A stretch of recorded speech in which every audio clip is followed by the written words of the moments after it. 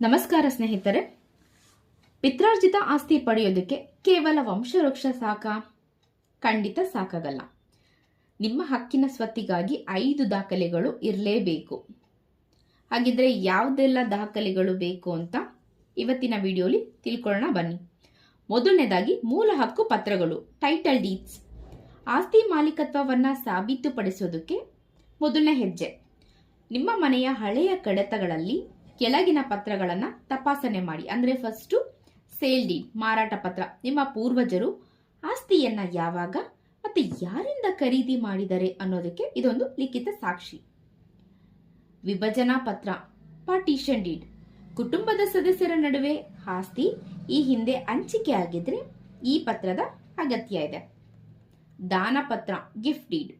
ಆಸ್ತಿನ ಯಾರಾದರೂ ಉಡುಗೊರೆಯಾಗಿ ನೀಡಿದ್ರೆ ಈ ದಾಖಲೆ ಮುಖ್ಯವಾಗಿ ಬೇಕಾಗತ್ತೆ. ಎರಡನೇದಾಗಿ ಪಹಣಿ ಅಥವಾ ಆರ್ಟಿಸಿ.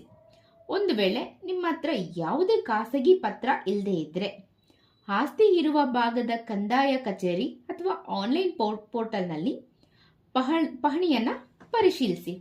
ಇದರಲ್ಲಿ ಆಸ್ತಿಯ ಸರ್ವೆ ನಂಬರ್, ಒಟ್ಟು ವಿಸ್ತೀರ್ಣ ಮತ್ತು ಪ್ರಸ್ತುತ ಯಾರು ಸಾಗುವಳಿ ಮಾಡ್ತಾ ಇದ್ದಾರೆ ಅನ್ನೋದ್ರ ಬಗ್ಗೆ ಸಂಪೂರ್ಣ ವಿವರ ಇರುತ್ತೆ. ಇದನ್ನ ಆಸ್ತಿಯ ಜಾತಕ ಅಂತಾನೆ ಕರೀತಾರೆ. ಮೂರನೇದು ಋಣಭಾರ ಪತ್ರ, ಇಸಿ. ಉಪನೋಂದಣಾಧಿಕಾರಿ ಅಂದ್ರೆ ಸಬ್ ರಿಜಿಸ್ಟರ್ಡ್ ಆಫೀಸ್ ಅಲ್ಲಿ ಲಭ್ಯವಿರುವಂತಹ ಈ ಇಸಿ ದಾಖಲೆ ಅತ್ಯಂತ ಮಹತ್ವದ್ದು. ಕಳೆದ 15ರಿಂದ 30 ವರ್ಷಗಳಲ್ಲಿ ಈ ಆಸ್ತಿ ಮೇಲೆ ಯಾರಾದರೂ ಸಾಲ ಪಡೆದಿದ್ದಾರೆಯೇ ಅಥವಾ ಯಾರಿಗಾದ್ರೂ ಗುಪ್ತವಾಗಿ ಮಾರಾಟ ಮಾಡಲಾಗಿದೆಯೇ ಅನ್ನೋದು ಇದು ಸ್ಪಷ್ಟಪಡಿಸುತ್ತೆ. 4ನೇದಾಗಿ ಮರಣ ಪ್ರಮಾಣ ಪತ್ರ ಮತ್ತು ವಂಶವೃಕ್ಷ. ಆಸ್ತಿಯ ಮೂಲ ಮಾಲೀಕರು ಅಂದ್ರೆ ನಿಮ್ಮ ಅಜ್ಜಿ ಅಥವಾ ಅಜ್ಜ, ಮುತ್ತಜ್ಜ ಅವರೇನಾದ್ರೂ ಮರಣ ಹೊಂದಿದ್ದಾರೆ ಅನ್ನೋದಕ್ಕೆ ಸರ್ಕಾರಿ ಮರಣ ಪ್ರಮಾಣ ಪತ್ರ ಬೇಕು.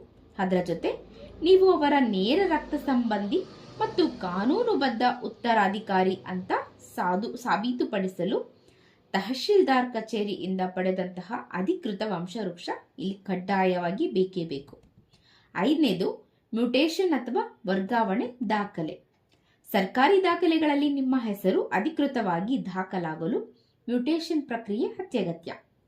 ಮೇಲೆ ಇರುವಂತಹ ಅಂದ್ರೆ ಇವಾಗ ಹೇಳಿದಂತಹ ಎಲ್ಲಾ ದಾಖಲೆ ಜೊತೆ ತಹಶೀಲ್ದಾರ್ಗೆ ಅರ್ಜಿಯನ್ನ ಸಲ್ಲಿಸಿದಾಗ ಕಂದಾಯ ಅಧಿಕಾರಿಗಳು ಸ್ಥಳೀಯವಾಗಿ ವಿಚಾರಣೆಯನ್ನ ನಡೆಸಿ ನಿಮ್ಮ ಹೆಸರನ್ನ ಆಸ್ತಿ ದಾಖಲೆಗಳಿಗೆ ಸೇರಿಸ್ತಾರೆ. ಆಸ್ತಿ ಅತಿಕ್ರಮವಾಗಿದ್ರೆ ಅಥವಾ ಹಂಚಿಕೆಯಲ್ಲಿ ವಿವಾದ ಏನಾದರೂ ಇದ್ರೆ ಏನ್ ಮಾಡಬೇಕು ಅಂದ್ರೆ, ಪೂರ್ವಜರ ಆಸ್ತಿಯನ್ನ ಬೇರೆ ಯಾರಾದ್ರೂ ಅಕ್ರಮವಾಗಿ ವಶಪಡಿಸಿಕೊಂಡಿದ್ರೆ ನೀವು ಒಂದಷ್ಟು ಕಾನೂನು ಕ್ರಮಗಳನ್ನ ಅನುಸರಿಸಬೇಕು. ಮೊದಲನೇದಾಗಿ ಕಾನೂನು ನೋಟಿಸ್. ವಕೀಲರ ಮೂಲಕ ಆಸ್ತಿಯನ್ನ ಅನುಭವಿಸುತ್ತಿರುವವರಿಗೆ ನೋಟಿಸ್ ಕಳುಹಿಸಿ ವಿವರಣೆನ ಕೇಳಿ. ಹಾಗೆ ವಿಭಜನಾ ಮೊಕದ್ದಮೆ, ಪಾರ್ಟಿಷನ್ ಸೂಟ್. ಕುಟುಂಬದ ಒಳಗೆ ಸಮಾನ ಪಾಲು ಸಿಗದಿದ್ರೆ ಸಿವಿಲ್ ನ್ಯಾಯಾಲಯದಲ್ಲಿ ದಾವೆಯನ್ನ ಹೂಡಿ. ಸ್ವಾಧೀನ ಮೊಕದ್ದಮೆ, ಪೊಸೆಷನ್ ಸೂಟ್. ಅತಿಕ್ರಮಣದಾರರಿಂದ ಆಸ್ತಿಯನ್ನ ಮರಳಿ ಪಡೆಯೋದಕ್ಕೆ ನ್ಯಾಯಾಲಯದ ಮೊರೆ ಹೋಗುವಂಥದ್ದು.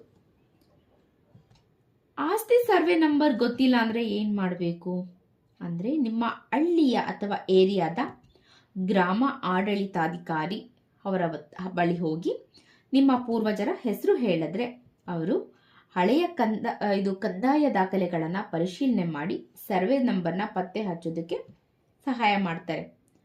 ವಂಶವೃಕ್ಷ ಪಡೆಯೋದಕ್ಕೆ ಎಷ್ಟು ದಿನ ಬೇಕಾಗತ್ತೆ ಅಂದ್ರೆ, ಸಾಮಾನ್ಯವಾಗಿ ಅರ್ಜಿ ಸಲ್ಲಿಸಿದ 15ರಿಂದ 30 ದಿನದ ಒಳಗೆ ಸ್ಥಳೀಯ ವಿಚಾರಣೆ ನಡೆಸಿ ತಹಶೀಲ್ದಾರ್ ಕಚೇರಿಯಿಂದ ವಂಶವೃಕ್ಷ ನೀಡಲಾಗತ್ತೆ.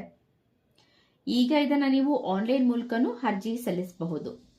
ಸ್ನೇಹಿತರೆ, ಇವತ್ತಿನ ಮಾಹಿತಿ ನಿಮ್ಮೆಲ್ಲರಿಗೂ ಉಪಯೋಗ ಆಗಿದೆ ಅಂತ ಭಾವಿಸ್ತೀನಿ. ನೀವೆಲ್ಲರೂ ಹೀಗೆ ಸಪೋರ್ಟ್ ಮಾಡ್ತಾ ಇರಿ. ಧನ್ಯವಾದಗಳು.